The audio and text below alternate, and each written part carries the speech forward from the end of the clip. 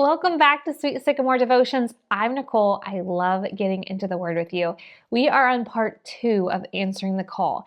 And in part 1, we asked the question, what would make ordinary fishermen leave everything to follow Jesus who hadn't even done any miracles yet? In part 1, I gave you some reasons as to why that could have been, and I don't want to go over all those today. Feel free to go back and give that a watch or a listen.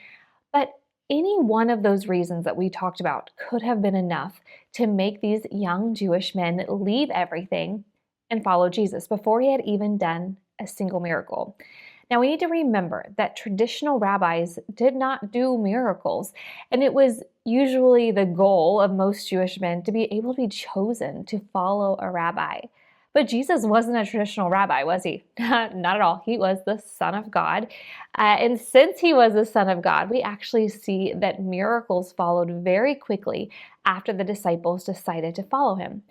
In fact, right after Peter, Andrew, James, and John followed Jesus, I think it's in Matthew 4, it says that Jesus went all throughout Galilee and that he was healing people. Now we also have Mark 1 that sounds like right at the beginning that Jesus was casting out demons. In Luke, it almost sounds like Jesus had cast out some demons even before he calls the disciples. So we know that miracles were like on the cusp of Jesus calling his disciples, very close proximity. But also remember in John 2, when we have the wedding and Mary basically gives Jesus that mom nudge of like, hey, it's time to step up. And Jesus says, it's not my time. And it references there that disciples are with him. So he's already chosen. He says, it's not my time. But then he turns the water into wine, which we attribute to the first miracle of Jesus. So it's hard to know the exact timeline as we compare the 4 Gospels. But what we do know is that miracles are right on the cusp of the disciples being chosen. There wasn't like this big gap between those moments. So we have to understand that Jesus wasn't trying to get his disciples to follow him for the miracles. There wasn't a lot of miracles when he calls them. And so he is trying to get these men to follow him for him, not what he can do for him. Let's put this in the context of relationships. Have you ever had somebody want to know you for what you could offer them? The doors you could open, the people you could introduce them to, instead of just for who you are and what you have to offer, even if it's just a friendship. That was one of the hardest parts of living in LA. I felt like it was one big, giant networking event.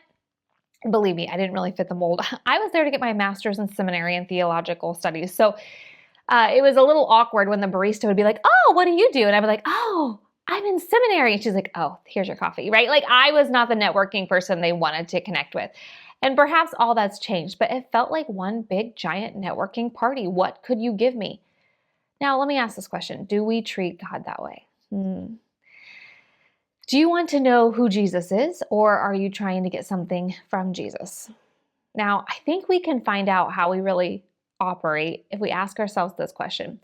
Is your time with Jesus more like a drive-through or like a sit-down restaurant? Is it like pulling up and saying, hey, I need this, this, this, this. Can you make it supersize? Order up, see you at the next window. Or do we sit down and we're like, hey, Lord, I really want to talk about this. Like, what's your heart on this? What are you thinking about this? Drive-through or sit-down restaurant? And honestly, I'm convicted of that too. Like there's a lot of times I treat Jesus like a drive-through, and I'm really trying to be more intentional about not. Let's ask some questions about the disciples. Did the disciples fully understand what it meant to follow Jesus?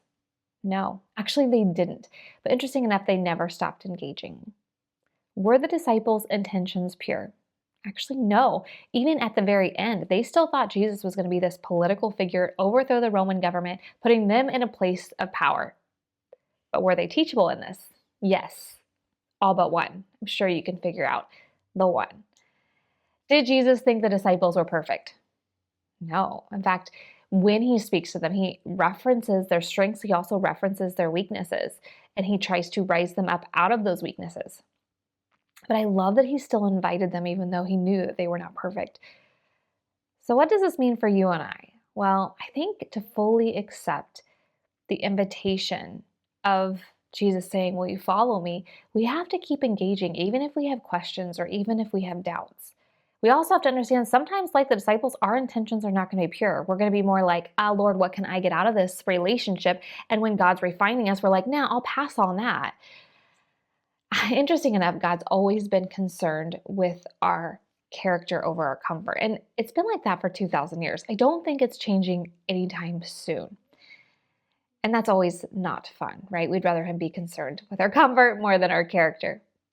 But I also think something I can learn from the disciples is just to be teachable.